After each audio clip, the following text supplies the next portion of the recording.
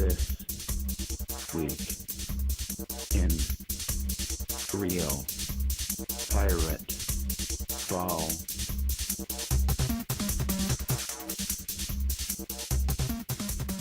What's up, everybody? It's time for another edition of This Week in Real Pirateball, the only Pittsburgh Pirates weekly video blog on YouTube. It's time for this shit to get real, son. The Pirates entered the month of June with a 25-25 record.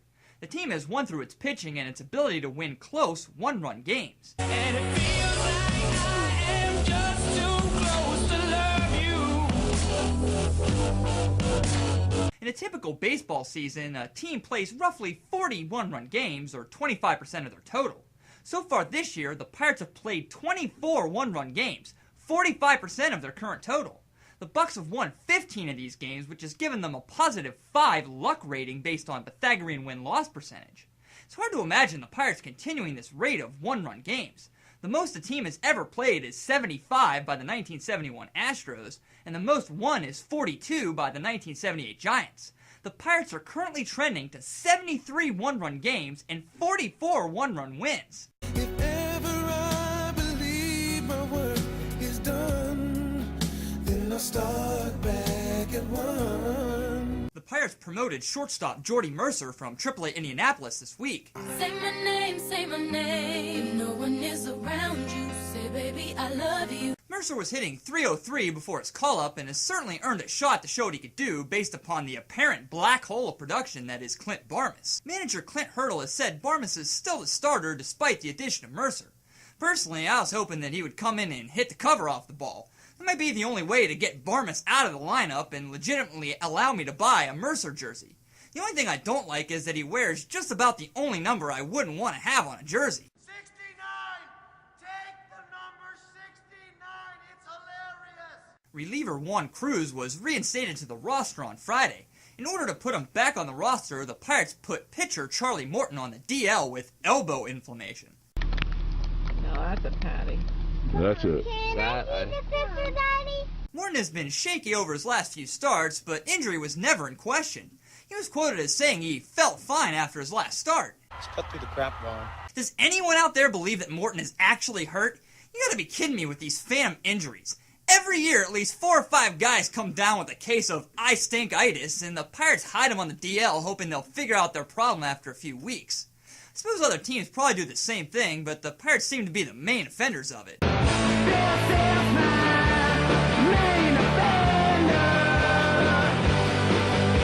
going to spend a little extra time talking about this year's draft, which is scheduled to happen on Monday, June 4th. As you may or may not know, baseball has changed the rules of drafting by creating hard slots for the first 10 rounds of the draft. If a team spends over their total allowed slot value for those rounds, they could be penalized by losing draft picks or having overage taxes put on them. Kinda sounds to me like a bad cell phone plan. Can you hear me now? Good. The Pirates will be picking 8th in the first round this year due to their better-than-normal showing last year. That also means their chances of landing a can't-miss player are a little bit lower. This may be the best year to have that happen, considering that there are no true superstar players being talked about this year. With the Pirates picking lower, it won't be as easy to determine their pick ahead of time, so let's quickly look at a few of the players the experts are saying the Pirates might be taking. Let's look at 3 hitters first. Last week, shortstop Devin Marrero seemed to be the odds-on favorite as the Pirates' choice.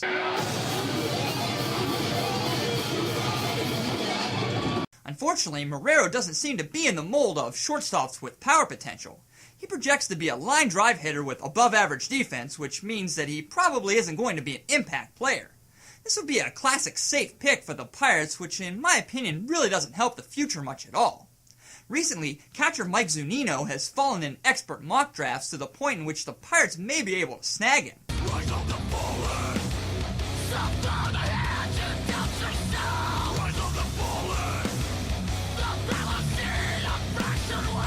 Zunino seems to have a huge power potential from a premium hitting position, and his defensive skills also look to be above average.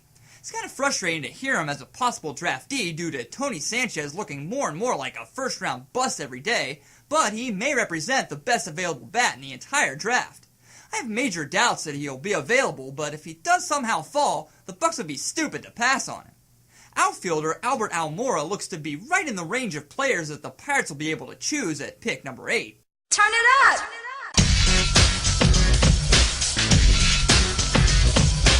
He's a center fielder that is lauded for his defense and seems to be a Starling Marte type of player from everything that I've read. The Pirates have plenty of guys like this in the system, so I'm not quite sure why people are so high on him for the Bucks. From the looks of things, he probably won't even make it that far anyway. On the pitching side, lefty Max Fried may be an extra tasty pick for the Pirates. He's the best southpaw in the draft with a low 90s fastball and above average curveball, which has drawn comparisons to one being thrown by a young Barry Zito. Given the track record of this team with its soft-tossing lefties, it would be a blah pick for the Pirates, but it may end up being a decent choice considering the velocity difference between him and current prospects Garrett Cole and Jameson Taillon. The biggest gamble pick for the Pirates might be in the form of righty Lucas Giolito. He's got a good 3-pitch mix, and he hits the upper 90s with his fastball, something GM Neil Huntington seems to drool over. I feel the need for speed. The problem is he's currently nursing an ulnar ligament injury and couldn't pitch all spring. No one's quite sure where he's going to go, but with the new draft rules in place and the need for impact talent, the gamble might be worth it for the Pirates. Well, are you gonna go for it? Let's take a look at the highlights of this week's series with the Cincinnati Reds with the use of the Greg Mercer Pirates machine. On Monday, the Pirates won 4-1, extending a season-high 4-game win streak. Neil Walker, Pedro Alvarez, and Rod Barajas all had 2 hits and knocked in 1 RBI each. James McDonald continued his ace-like work, going 8 innings, giving up only 5 hits and 1 walk while striking out 5. The Bucks lost Tuesday's game 8-1. Charlie Morton only got through 4 innings, and Jared Hughes allowed 5 hits and 3 runs in 1 inning of relief. The Pirates salvaged the series win with a 2-1 win on Wednesday. A.J. Burnett continued to look sharp as he upped his record to 4-2 by going 7 innings of 2-hit, 2-run ball. Matt Haig got the big hit with a 2-run double in the 6th, which stood up with the help of relievers Jason Grilly and Joel Hanrahan. The Pirates traveled to the House of Horrors known as Miller Park to face the Brewers. Over the past 5 years, the Pirates have gone 6-43 in Milwaukee. The Pirates were able to buck this trend on Friday in an 8-2 win. A 6-run 3rd inning did most of the damage, with the big blow coming off the bat of Jose Tabata. Center fielder Niger Morgan looked like a bonehead in futilely trying to catch Tabata's laser line drive to center as 3 runs scored on the play.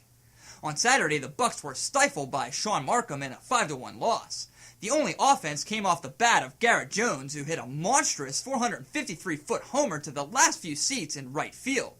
The Pirates won a wild 6-5 game on Sunday. James McDonald got through 6 innings, fanning 8 batters and only allowed 4 hits. His whip is a stunning 0.96 on the year. The Pirates needed 4 homers to win. Andrew McCutchen and Garrett Jones went back-to-back in the 5th, and noted whipping boy Clint Barmas hit the game winner in the 8th. It's lather, rinse, and repeat for the Bucks. In every series, the team seems to have 1 game where they can't hit at all and lose, along with 2 games where the pitching is good and they do just enough to beat the other team, usually requiring a home run or 3 to do it. Going 2-1 in every series will get you a lot of wins during the season, so the Pirates will be looking to win 2 more series any way they can this week. The team travels to Cincy to face the Reds, and then it's back to PNC for an interleague series with the floundering Kansas City Royals. Well, that's it for week number 8. Follow me at Twitter @MercerBoy, and now you can even like the show on Facebook. Just go to facebook.com/thisweekinrealpirateball and tell your friends about the show. Thanks for all the support, and thanks for watching This Week in Real Pirateball. I'm Greg Mercer. Later.